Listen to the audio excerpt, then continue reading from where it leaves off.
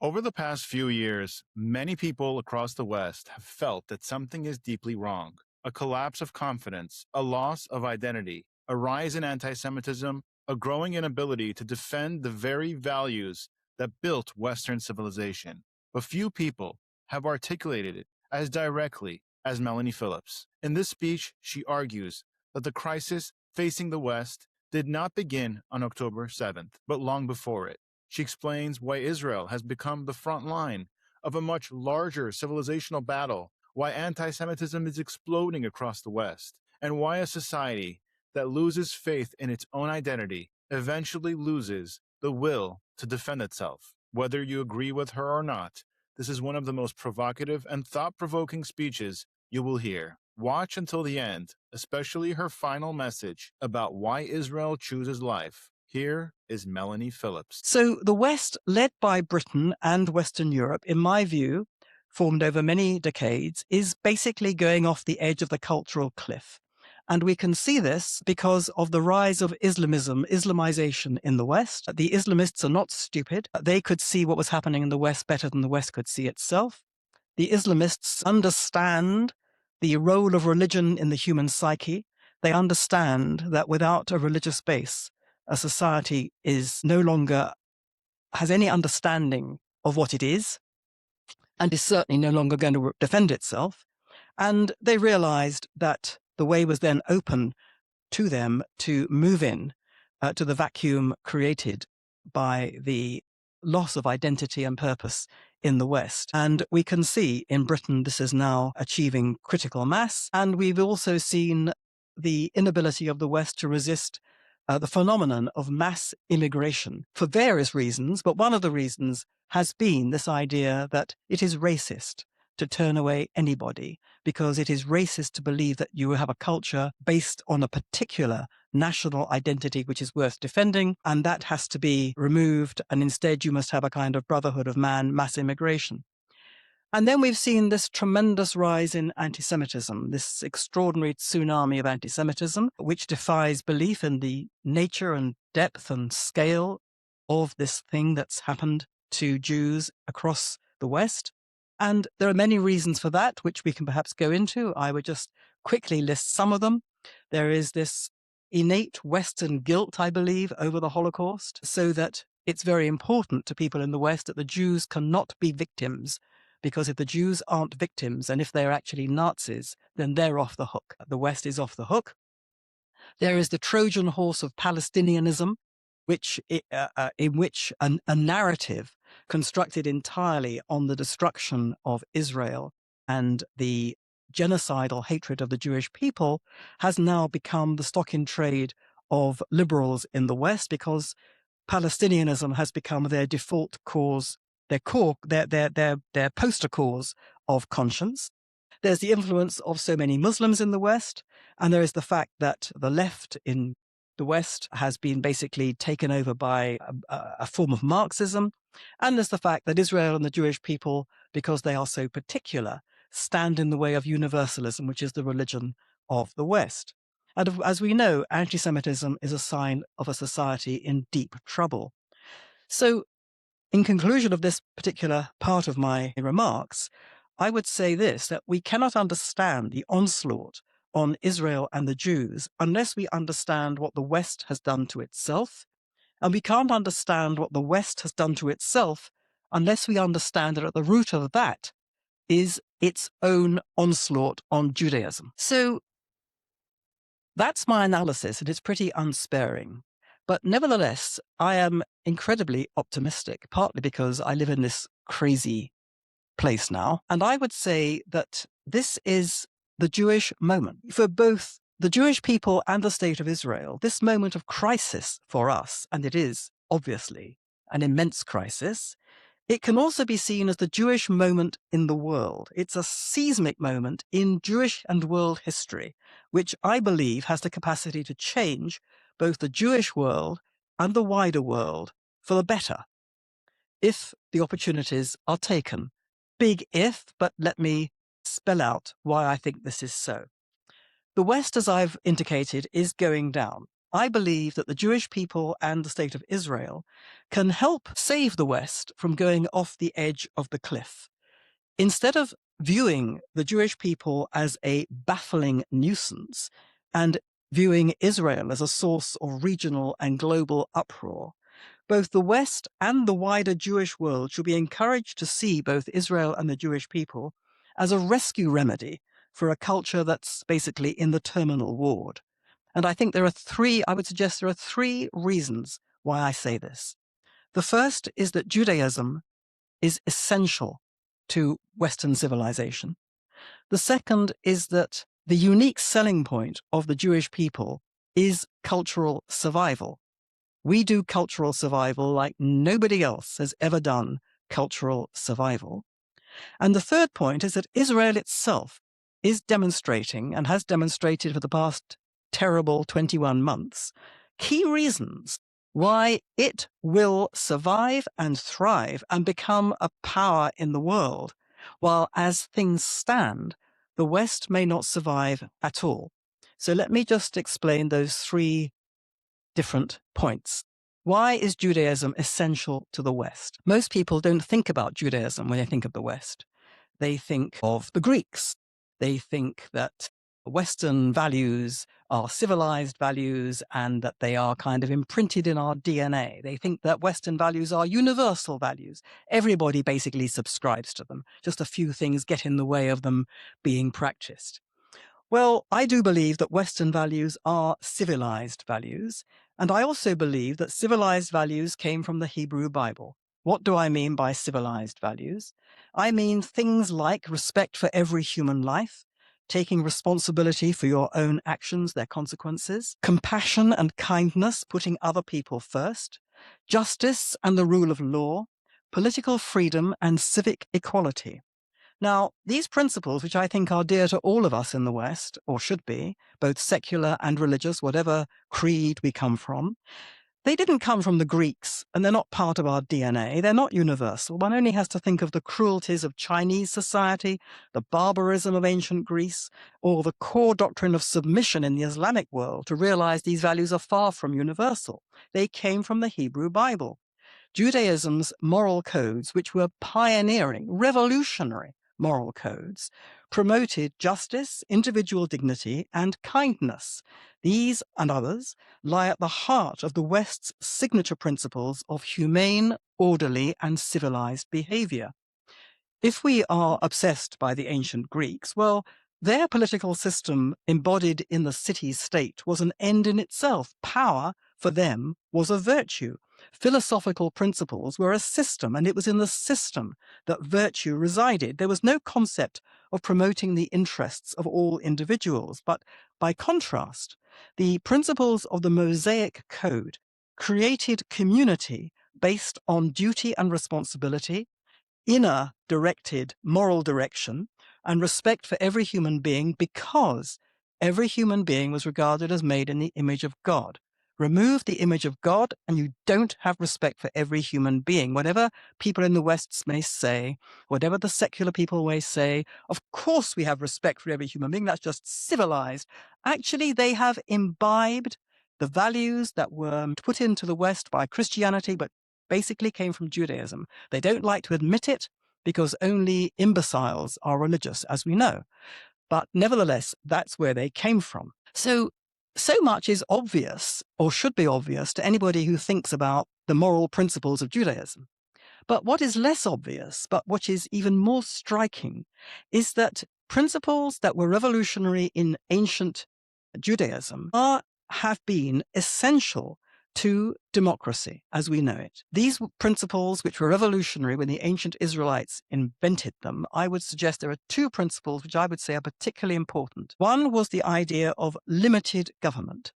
The fact that the king, the ruler of ancient Israel, was constrained. He was not to be considered the absolute ruler. The absolute ruler was the Almighty. And around the king on his own level were people called prophets and judges. So okay, this was a doctrine. This was a council of perfection. There were many kings who were despotic and bad and so on. But that was the template, and that was revolutionary. The idea that it was desirable for the ruler to be constrained in his power over the people. That wasn't what was true of the ancient world at all. That was the first principle I would say is very important. The second principle, no less important, was the idea that law by which everybody was bound in the society had to be founded in the consent of the people. And that was in the Mosaic Code when Moses came down the mountain and said, "Here is the law to the Israelites. Do agree. Will you do it?" And the people said, "Yes, we'll do it." That was revolutionary. And that principle meant that everyone was bound by the same law. So you had civic equality, equality of civil status, and that brought everybody together. It helped unite disparate tribes. Now, in the 18th century, when Britain's Puritans founded what became the constitutional monarchy of Britain, and founded, if in effect, the essence of what was to become parliamentary democracy, those people in 18th century England drew explicitly upon the Hebrew Bible in providing these and other principles by which they wished to produce a situation in which the king and the church would be constrained by laws made by Parliament, which was elected by the people. They drew that from the Hebrew Bible and they said so. And the same kind of people went to America and founded America on precisely the same principles. And just like in Britain, produced pamphlets and books and tracts and sermons, whatever, giving explicit credit to the Hebrew Bible for these principles. And so not only were these two principles very important, but most fundamentally, what was key to all this was the Jews' sense of themselves as a people, as a nation, not just as a country, which of course they weren't ever since they were removed when the Romans threw them out. But they were a self-conscious unit characterized by a very strong sense of shared culture and purpose, and crucially by equality of civil status. So that was, the essence of what we now understand to be Western democracy, came from us. And then there was science. Now, everybody knows that only clever people do science, and only secular people are clever, and only secular people are scientists. And the idea that religion has anything to do with science and science has anything to do with religion is simply for the birds. Okay, well, where do we get science from? Well, let's go back to the ancient Greeks. The ancient Greeks explained the natural world by abstract principles. Socrates thought that empirical observation was a waste of time, and Plato advised his students to, quote, leave the starry heavens alone. Western science, by contrast, grew from the idea that the universe was rational. And that belief that the universe was rational was given to us by Bereshit, by the book of Genesis, which set out the revolutionary proposition that the universe had a rational creator. Without a purposeful, singular intelligence behind it, the universe could not have been rational, and there would have been therefore no place for reason in the world, and no truths or natural laws for reason to operate on through observation, analysis, and deduction to uncover, and that was science. Science is a Western thing. Okay, other civilizations certainly have had science, but they've all basically gone round in circles and hit a dead end, to mix my metaphors. It's only the West where science was this engine of progress which continues without end. That sort of science is a Western thing. Progress is a Western thing. Modernity is a Western thing. And without Christianity's base in Judaism, there would have been, I would suggest, no Western science, no Western progress, and no Western modernity. And so that's what Judaism has given to the West. Next is Jewish survival. Let's look at Jewish survival and what that can teach the West. Well, the Jews have had over the centuries a horrific attrition rate. We have lost countless numbers to persecution, to extermination, and to assimilation. Nevertheless, the Jewish people has survived persecution and pogroms and genocide. It survived and thrived as a people, while every culture that's tried to destroy us has vanished. So how have the Jewish people done this? It's another long story, but in a nutshell, Judaism is all about promoting its own continuity and reinforcing its culture and its sense of itself as a nation. It understands the crucial point that the present must connect with the past in order to have a future. And it does this by telling a collective story about itself. It transmits this story through education, which has been a kind of sacred duty through the generations, through a web of custom and tradition, and through memorialization, both through celebrating the culture and through celebrating the achievements and memorializing its losses. Upon seeing the Jews observing the fast of Tisha B'Av, sitting on the floor and weeping, Napoleon reputedly said, "Any nation that still cries after 1,500 years is guaranteed to return." Now, what the Jews have embodied is a veneration of tradition, which forms a kind of unbroken thread stretching from the past to the present and guaranteeing a future, because it cements succeeding generations into a culture they feel they share with their ancestors as a kind of sacred bond which they have to continue, to which they feel a deep sense of connection and obligation, and which creates in turn a strong sense of community and social bonds. No less important, the entire structure of religious observance in Judaism was built around the collective. While the individual was responsible for his or her own behavior, religious rituals were inseparable from nation building and forming a lasting community. And this meant a tremendous emphasis on the importance of having children and transmitting the culture to successive generations. The key to all this is the Jews' identification as a people. It's why diaspora Jews are disappearing, because they've lost that sense of themselves as a people, and why Israel is in such a very different situation. So why will Israel survive while at present the West will not? Well, in Israel, the birth rate is key. Women are having on average 3 to 4 babies per woman. In the West, they are literally dying out. The key point is that Israeli Jews understand themselves to belong to the nation state of the Jewish people, which makes sense of their existence. Israeli Jews know and value their ancient identity. They may not be religiously observant, but they feel part of an ancient tradition that is a religious one.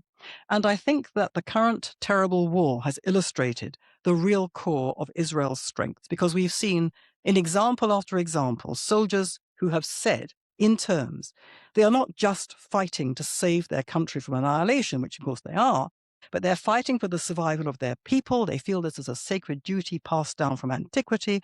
They say they feel literally the spirits of all those Jews who died in generations past behind them and who kept the Jewish people alive through persecution and extermination. This sense of peoplehood creates meaning and purpose essential for national spirit. So in conclusion, I would say this, many more points that I could make, but time presses. I think that above all, what is the key point is what I would call Jewish peoplehood. And what Israel should be doing is telling both Jews in the diaspora and Jews in Israel and people in the West about the lessons to be learned from this. That in order for a culture to survive, you've got to love what it is and you've got to value what it is. And there's plenty in the West to value and to love. Unfortunately, the West has told itself there's nothing to value or to love. And that's the way a culture dies. The Jewish people keep the culture alive because they love it. They revere it. They think it's good for you as an individual. They think it's good for you as a community. They think it's good for in terms of producing values which are invaluable because they're so civilized. Israel should be telling the West not just that Israel is fighting the West's war against an Islamic death cult.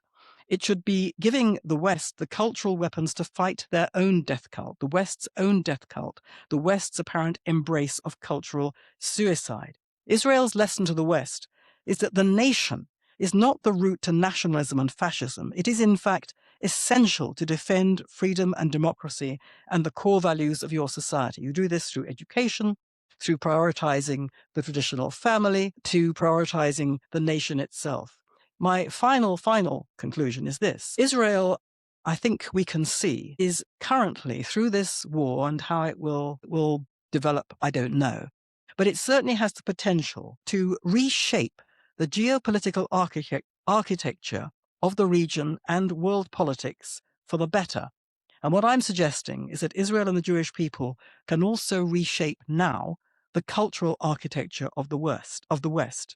I said at the start that we can only understand the attack on Jews by the attack by the West on itself, and we can only understand the attack on by the West on itself if we understand that at the root of that is its attack on Judaism. Western civilization can only be saved by nurturing and defending Israel, Judaism, and the Jewish people. And for that to happen, we have to start educating ourselves. We have to start telling ourselves as Jews, both in Israel and in the diaspora, is that the message that we can give the West is that a culture that understands and values what it is will live, and Israel wants to live. Israel chooses life, while a culture that despises itself and wants to erase its particular and historic identity will die. And that is, I think, a lesson of the most immense value that we can give to the West. It doesn't want to hear it, doesn't understand it needs to hear it.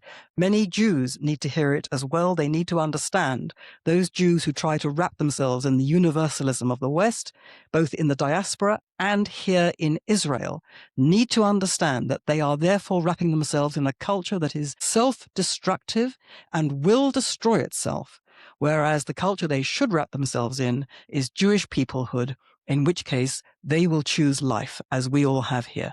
Thank you.